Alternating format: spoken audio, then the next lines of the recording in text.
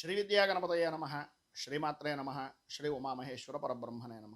ముందుగా Pithapuram Guruji YouTube channel ప్రేక్షక మహాశైలకు నమస్కారం. మనం ప్రధానంగా మన తెలుగు సంస్కృతి సాంప్రదాయాల్లో ముఖ్యంగా గ్రామీణ ప్రాంతాలకు సంబంధించినటువంటి విధి విధానాల్లో చూసుకున్నట్లయితే గ్రామ దేవతల ఆరాధన అనేటటువంటిది చాలా విశేషంగా చేస్తాం.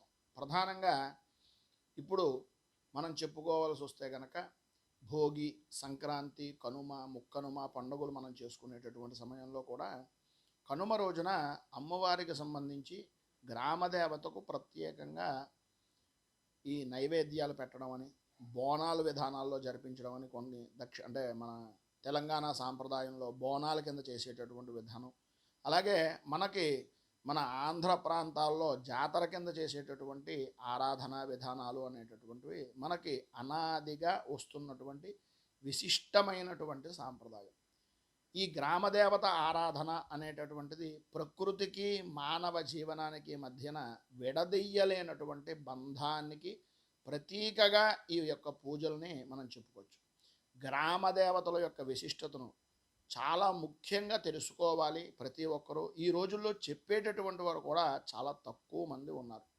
గ్రామదేవత యొక్క అనుగ్రహం ఉంటే సత్సంతానము, సర్వవిధాల అనుకూలత, అలాగే ఏ కోరికనైనా సరే తీర్చేటటువంటి చల్లని తల్లిగా మనం గ్రామదేవతను చెప్పుకోవచ్చు. గ్రామ రక్షణ నిమిత్తంగా ఒక కవచంలా ఏర్పడేటటువంటిది గ్రామదేవత. గ్రామదేవత అంటే ఆ యొక్క గ్రామాన్ని కాపాడేటటువంటి తల్లి అని అర్థం. ఆ ఊరు పేరు పొలిమేరలో ఉండి దుష్టశక్తులను, అరిష్టాలు, అలాగే వ్యాధులను ఆ గ్రామంలోకి ప్రవేశించకుండా కాపాడేటటువంటి అద్భుతమైనటువంటి శక్తిగా మనం నమ్ముతున్నటువంటి ఈ గ్రామదేవతలు అనేటటువంటివి ఇప్పటి రోజుల్లో మనం చాలా చూస్తున్నామా అంటే ఒక ప్రశ్నార్థకంగానే మిగిలిపోతుంది. తెలుసుకుంటున్నామా అంటే అది కూడా తెలియజేసేటటువంటి వారు కనుమరుగవుతున్నటువంటి పరిస్థితుల్లో ఉన్నాం. ఈ గ్రామదేవత ఆరాధన ప్రకృతి ఆరాధనగా చెప్పుకోవచ్చు. ఈ మధ్యన అందరూ చెప్తున్నారు కదా, విశ్వ చైతన్యాన్ని మనలో స్వీకరిస్తున్నాం, ఇదేదో కొత్తగా వెస్టర్న్ కల్చర్ నుంచి వచ్చింది, ఇలా రకరకాల అభిప్రాయాల్లో ఉన్నారు. కానీ యథార్థంగా చెప్పుకోవాల్సి వస్తే ప్రకృతి ఆరాధనే గ్రామదేవతల యొక్క ఆరాధన. ఎలాగా అనేటటువంటిది మనం ఆలోచించుకుంటే గ్రామదేవతలు ఎక్కువగా ప్రకృతి రూపాలు అని చెప్పుకోవచ్చు. చెట్టు, పుట్ట, రాళ్ళు, రప్ప వీళ్ళన్నింటినీ మీరు నమ్ముతారు అని చెప్పేసి మనల్ని హేళన చేస్తూ ఉంటారు కదా. మట్టి విగ్రహాలను, దేవతలను ఆరాధన చేస్తూ ఉంటారని. ఇది మన పూర్వీకులు ప్రకృతికి ఇచ్చినటువంటి గౌరవం. ఎంత గౌరవం ఇస్తారు అనేటటువంటి దానికి ఇవి ప్రతీకలుగా చెప్పుకోవచ్చు. వేప చెట్టు, అలాగే ఒక బొడ్రాయి, గ్రామదేవతకు మధ్యలో ఉండేటటువంటి, గ్రామానికి మధ్యలో ఉండేటటువంటి బొడ్రాయి, వీటన్నింటినీ దేవతా స్వరూపాల కింద చూసేటటువంటి సత్సాంప్రదాయం మనది. ఎందు గురించి అనేటటువంటిది ఒక చిన్న ఉదాహరణగా చెప్పుకోవాల్సి వస్తే, మనకి సహాయం చేసేటటువంటి వ్యక్తులు ఉన్నారనుకోండి. ఏదో తెలియనటువంటి ప్రదేశానికి వెళ్ళేటప్పటికీ ఏమంటే ఈ అడ్రస్ కొద్దిగా చెప్పండి అని అన్నాం అనుకోండి, వాడు ఒక అడ్రస్ చూపించి ఇలా వెళ్ళండి అలా వెళ్ళండి అని చెప్తాడు. ఆ మాత్రం దానికే మనం థ్యాంక్స్ అండి, మీకు చాలా కృతజ్ఞతలు అండి అని రకరకాల మాటలన్నీ అంటాం.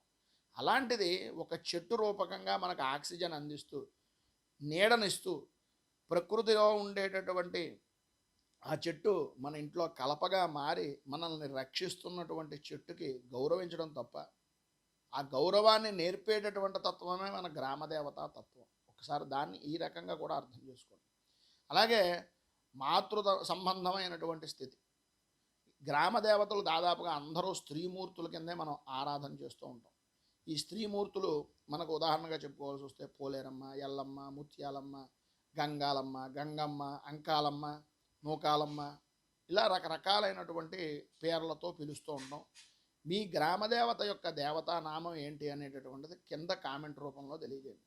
వారిని మనం ఒక తల్లిగా, ఒక శక్తి రూపకంగా, ఒక శక్తి స్వరూపంగా భావిస్తూ ఉంటాం. ఇది సమాజంలో స్త్రీకి మన సాంప్రదాయం ఇచ్చినటువంటి ఉన్నతమైనటువంటి స్థానము అనేటటువంటిది సూచిస్తుంది.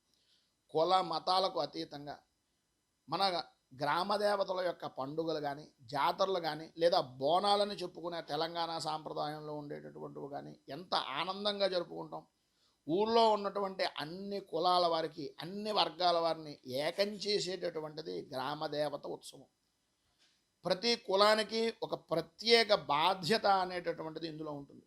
ఇది సామాజికంగా ఐక్యతను పెంపొందించేటటువంటి గొప్ప ఉత్సవంగా చేసుకునేటటువంటిది మన గ్రామ దేవతల పండుగ. ఆరోగ్య విషయం నిమిత్తంగా చూసుకుంటే పూర్వకాలంలో మసూచి, కలరా ఇలాంటి వ్యాధులు ప్రబలేటటువంటి సమయాలని గ్రామదేవతలు ఆరాధనకి శాంతి పూజలుగా చేశారు. ముఖ్యంగా వేపాకులు, పసుపు, కుంకాలు ఎక్కువగా వాడుతూ ఉంటాం. ఇవన్నీ కూడా గొప్ప యాంటీబయాటిక్గా పనిచేసేటటువంటివి. ముఖ్యంగా గ్రామదేవతలు వారి యొక్క విశిష్టతలు, వారి యొక్క పేర్లు అనేటటువంటివి మనం చూసుకున్న పోలేరమ్మ అనేటటువంటిది ఊరు యొక్క పొలిమేర దేవత, అంటువ్యాధుల నుంచి రక్షిస్తుంది అని. ఎల్లమ్మ అంటాం. ఎల్లమ్మ అనేటటువంటి దేవత భూమికి సరిహద్దుగా ఉండేటటువంటిది, ఎల్లలను ఏర్పరిచేటటువంటిది. సరిహద్దురాలలో పూజ చేస్తూ ఉంటారు. వీళ్ళని ఎల్లమ్మ దేవతలు అని. ముత్యాలమ్మ చలవ చేసేటటువంటి తల్లిగా ఈ దేవతని, వర్షాలు కురిపించేటటువంటి తల్లిగా ముత్యాలమ్మని నమ్మడం అనేటటువంటిది. గంగమ్మ నీటికి సంబంధించినటువంటి వనరులు, పశువులు సంబంధమైనటువంటి వ్యాధుల నుంచి రక్షించేటటువంటిది. అంకాలమ్మ ధైర్యానికి, రక్షణకి చిహ్నంగా చూసుకునేటటువంటిది. ఇలా ఒక్కొక్క గ్రామ దేవతకి ఒక్కొక్క విధమైనటువంటి పేర్లు అనేటటువంటివి చెప్తారు. గ్రామ దేవతల ఆరాధన కేవలం మూఢనమ్మకం మాత్రం కాదు. అది మన మట్టితో, మన సంస్కృతితో ముడిపడి ఉన్నటువంటి గొప్ప జీవన విధానం. జాతర పేరుతో జరిగేటటువంటి సంబరాలు ప్రజల్లో ఉత్సాహాన్ని, ఐకమత్యాన్ని నింపుతాయి అనేటటువంటిది యథార్థంగా చెప్పుకోవచ్చు. ఇప్పుడు ఉండేటటువంటి రోజుల్లో దాన్ని రాజకీయం చేసి రకరకాలు చేసుకుంటున్నారు. అది ఎవరి విజ్ఞతకు వాళ్ళు వదిలేస్తున్నాం. మనం ఏదైనా గ్రామ దేవతను ఉదాహరణగా తీసుకోండి. తిరుపతి గంగమ్మ తల్లి జాతర అని చెప్పేసి, అలాగే మనకి అద్భుతంగా తెలంగాణలో ఒక కుంభమేళాగా జరిపేటటువంటి సమ్మక్క సారాలమ్మ గ్రామ దేవతలు, అడవి దేవతలు వాళ్ళు. ఆ దేవతల ఆరాధనలో ఉన్నటువంటి అద్భుతమైనటువంటి లోతైనటువంటి విశేషాలు. మనకి నిజంగా మన సాంప్రదాయం ఎంత గొప్పదా, ఏ మూల నుంచైనా సరే ఎంతమంది వస్తారో ఒకసారి ఆలోచించండి. సప్తమాతృకులు, అలాగే వాటిని అనుసంధానం చేసేటటువంటి విధానాల్లో మన పురాణాల ప్రకారంగా బ్రాహ్మి, మాహేశ్వరి, అలాగే వైష్ణవి, వారాహి ఇలాంటి దేవతలన్నింటినీ కూడా సప్తమాతృకులకు అంశగా గ్రామ దేవతలు అనేటటువంటి వెలిసారు అనేటటువంటిది కూడా మన పురాణ ఇతిహాసాల ద్వారా మనం తెలుసుకోవచ్చు. గ్రామంలో వీరు 7 అక్క చెల్లెళ్ళుగా ప్రసిద్ధి చెందుతూ ఉంటారు. ఉదాహరణగా మనం ఇందాక చెప్పుకున్నట్లుగా పోలేరమ్మ అవ్వచ్చు, ముత్యాలమ్మ, ధనమ్మ, రేణుకమ్మ, బంగారమ్మ, మావుళ్ళమ్మ, ఎల్లమ్మ. వీళ్ళందరికీ ఒకడే తమ్ముడు. ఎవరై అంటే సోదరుడు పోతురాజు. ఆ పోతురాజును కూడా చేసిన దాని వలన కూడా రక్షణ ఏర్పడుతుంది అని. గ్రామదేవతలు చేసేటటువంటి పూజల్లో వాడేటటువంటి వస్తువులు వెనక ఆరోగ్యపరమైనటువంటి రహస్యం. వేపాకు జాతరలో ప్రవేశపెట్టి ఇంటి గుమ్మాలకి వేప మండలు కడతారు. వేపలో ఉండేటటువంటి క్రిమి సంహారకమైనటువంటి గుణాలు గాలిని శుద్ధి చేసేటటువంటి శక్తి ఉంటుంది. పసుపు నీళ్ళతోటి వీధులను తడుపుతారు. పసుపు నీళ్లు చల్లడం వలన బ్యాక్టీరియా అనేటటువంటిది నశించిపోతుంది. అలాగే చద్ది నైవేద్యం పెడతారు. దాన్ని అంబలను కొన్ని ప్రాంతాల్లో అంటూ ఉంటారు. వేసవిలో వచ్చేటటువంటి జాతరలలో ఈ చద్ది నైవేద్యం అనేటటువంటిది పెట్టడం చాలా విశేషంగా ఉంటుంది. ఎందు గురించి? ఆ వేసవిలో ఉండేటటువంటి జాతర చల్లని అంబలని తాగడం వలన శరీరానికి వేడిని తగ్గించి ఆరోగ్యానికి చేకూరుస్తుంది, ఆరోగ్యానికి మేలు చేస్తుంది అని. జాతర అనేటటువంటిది విందుకో వినోదానికో కాదు, వినోదంతో పాటు విజ్ఞానాన్ని కూడా పెంపొందించేది అని. జాతరలు కేవలం పూజలకే పరిమితం అనేటటువంటిది అమాయకత్వం. అవి గ్రామీణ కళలను వేదికగా మార్చుకోవడానికి కూడా అనేక మందికి ఉపాధిగా ఉండేటటువంటివి గ్రామ దేవతలకు సంబంధించినటువంటి. బుర్రకథలు చెప్తారు, ఒగ్గు కథలు చెప్తారు, దేవతల చరిత్రలను పాట రూపకంలో చెబుతూ తద్వారా పురాణ విజ్ఞానాన్ని, జ్ఞానాన్ని ప్రజలకు అందజేసేటటువంటి వారు ఇదివరకటి రోజుల్లో. ఇలాంటివి మళ్ళీ మనం పునరావృత్తి చేసి అన్ని కళల్ని పోషించేటటువంటిది దేవాలయాలు అని నిరూపించడానికి ఉపయోగపడితే అంతకన్నా ఆనందం లేదు. అలాగే అనేక రకాలైనటువంటి వేషధారణలు, పగటి వేషగాళ్ళు, అలాగే అనేక రకాలైనటువంటి దుష్ట శిక్షణ, శిష్ట రక్షణ చేసేటటువంటి విధానాల్లో అనేక రకాలైనటువంటి వేషాల రూపకంగా మనకి ఆ యొక్క పురాణ ఇతిహాస విజ్ఞానాన్ని అందించడం. తోలుబొమ్మలట, రాత్రిపూటలో చాలా వినోదకరమైనటువంటిది. చిన్నతనంలో తోలుబొమ్మలాట వస్తోంది అంటే ఆ తోలుబొమ్మలాట గురించి వెళ్ళేటటువంటి వాళ్ళు చాలామంది మీ పెద్దవాళ్ళు ఉండేటటువంటి వారు. మీరు చూసారా లేదా అనేది కూడా ఏ ఊర్లో చూసారనేది ఒక కామెంట్ రూపంలో తెలియజేయండి. అలాగే సామాజిక సామరస్యత అనేటటువంటిది ప్రధానంగా గ్రామదేవతల ఆరాధనలో ఉంటుంది. గ్రామదేవతల వ్యవస్థలో అర్చకులు బ్రాహ్మలు ఉండాలి అని నియమం ఏం లేదు. కావాలంటే చాలా గ్రామదేవతా దేవాలయాల్లో ఇప్పుడు మా పిఠాపురానికి దగ్గరలో పెద్దాపురం ఉంది. అక్కడ ఉండేటటువంటి పెద్దాపురం మరిడమ్మ ఉత్సవం బ్రహ్మాండంగా జరుగుతుంది పెద్దాపురంలో. అక్కడ ఉండేటటువంటి సంబంధించినటువంటి అర్చకులు బ్రాహ్మలు లేరు. సమాజంలో అన్ని కులాల వారు పూజారులుగా ఉండేటటువంటిది గ్రామదేవతా దేవాలయంలో కాపాడుకునేటటువంటిది ఇప్పుడు రాలేదు, ఎప్పటి నుంచో ఉంది. కుమ్మరులు విగ్రహాలను తయారు చేస్తారు. చాకలి సంబంధించినటువంటి వాళ్ళు తోరణాలను కడతారు. మంగళ వాయిద్యం చేసేటటువంటి మేళగాళ్ళు ధ్వనులు చేస్తారు. ఇలా ఊరంతా కలిసి ఆనందంగా ప్రతి పని చేయడం వలన అన్ని కులాల వారికి, అన్ని మతాల వారికి, అన్ని రకాలైనటువంటి వృత్తుల వారికి ఏదో రకంగా ప్రత్యక్షంగా అయినా పరోక్షంగా అయినా సామాజిక ఐక్యత, సామాజిక వారి యొక్క స్వవిధానంలో ఉండేటటువంటి ఉపాధి అనేటటువంటిది లభ్యమవుతుంది. కోరికలు అలాగే మొక్కుబడులు.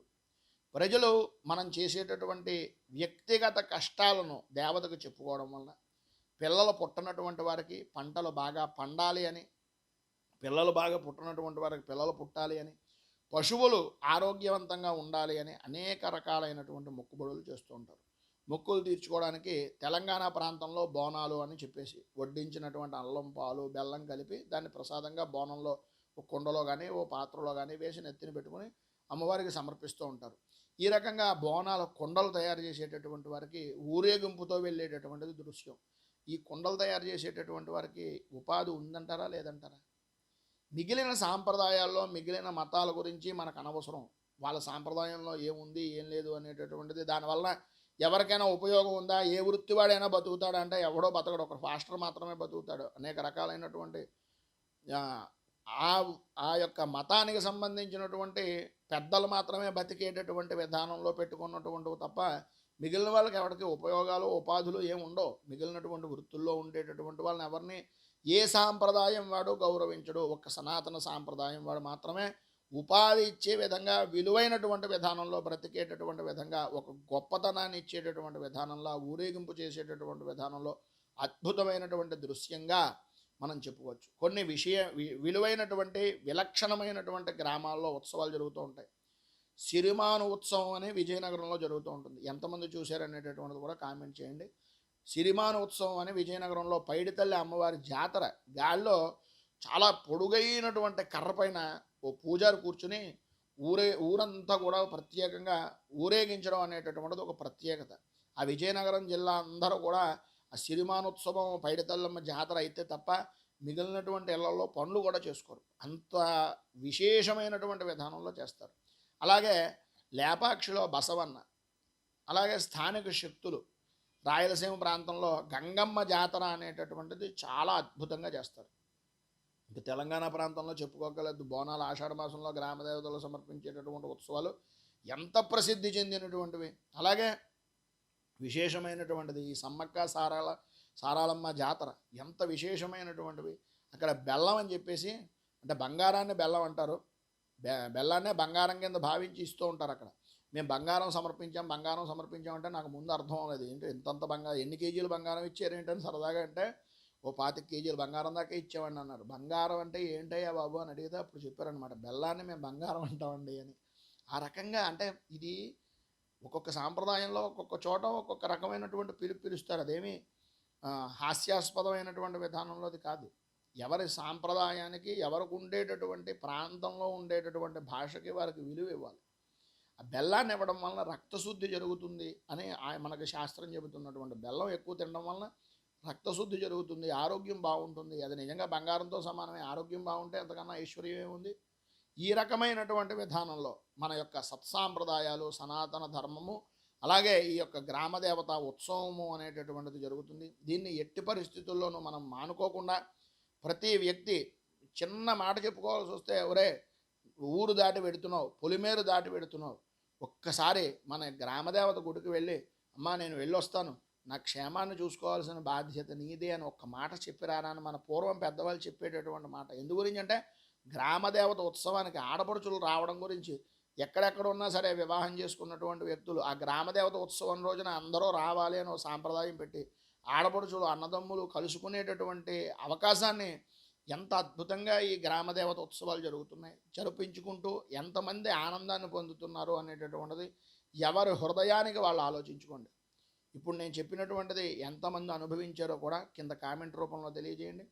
ఈ వీడియోపై మీ అమూల్యమైనటువంటి స్పందనను కామెంట్ రూపంలో తెలియజేయండి. వీడియో నచ్చినట్లయితే లైక్ చేయండి. 10 మందికి ఉపయోగపడుతుంది అనే అభిప్రాయం కనుక కలిగినట్లయితే సోషల్ మీడియా ద్వారా షేర్ చేయడానికి ప్రయత్నం చేయండి. అలాగే ఈ ఛానల్ని మొదటిసారి కనుక చూస్తున్నట్లయితే ఛానల్ని సబ్స్క్రైబ్ చేసుకుని పక్కనే ఉండేటటువంటి గంట సింబల్ని యాక్టివేట్ చేయడం ద్వారా నోటిఫికేషన్లు అనేటటువంటివి పొందుతారని తెలియజేస్తూ, రైతు బాగుండాలి, రాజ్యం బాగుండాలి, దేశం బాగుండాలి, జవాన్లు బాగుండాలని మనస్ఫూర్తిగా కోరుకుంటూ స్వస్తి ప్రజాభ్య పరిపాలయంతాం న్యాయేన మార్గేణ మహీమహీషాః గోబ్రాహ్మణేభ్యः శుభమస్తు నిత్యం. లోకా సమస్తా సుఖినో భవంతు.